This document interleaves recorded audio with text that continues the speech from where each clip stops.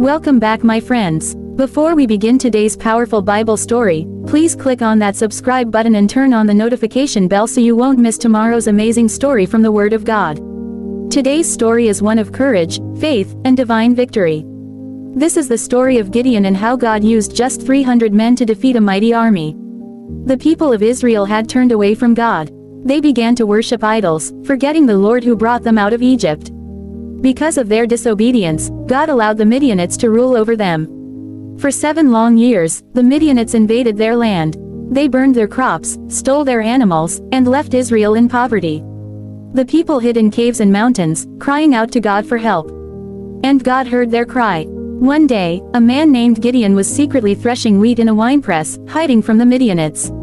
Suddenly, an angel of the Lord appeared and said, "The Lord is with you, mighty man of valor." Gideon was shocked. He looked around and said, "Me? How can I save Israel? My clan is the weakest in Manasseh, and I am the least in my father's house." But the angel replied, "Go in this strength you have. I will be with you, and you will strike down the Midianites as if they were one man." Still unsure, Gideon asked for a sign. He prepared an offering, and when he placed it on a rock, the angel touched it with his staff, and fire came out and consumed it. Gideon fell to the ground in fear, realizing he had seen an angel of the Lord.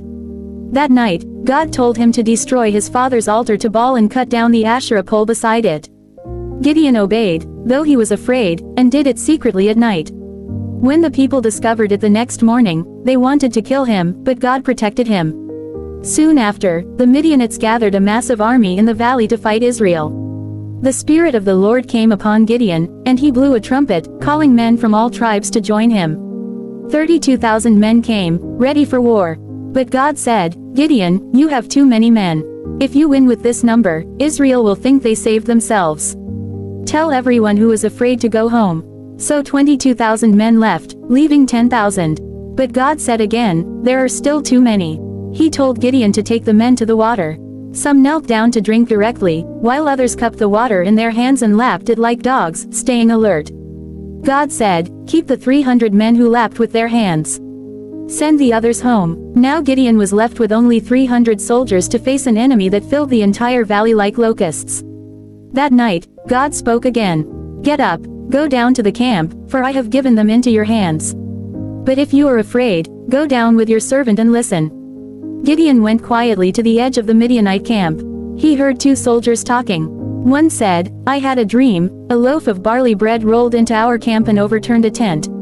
The other replied, "This can mean nothing except the sword of Gideon. God has given Midian into his hand." When Gideon heard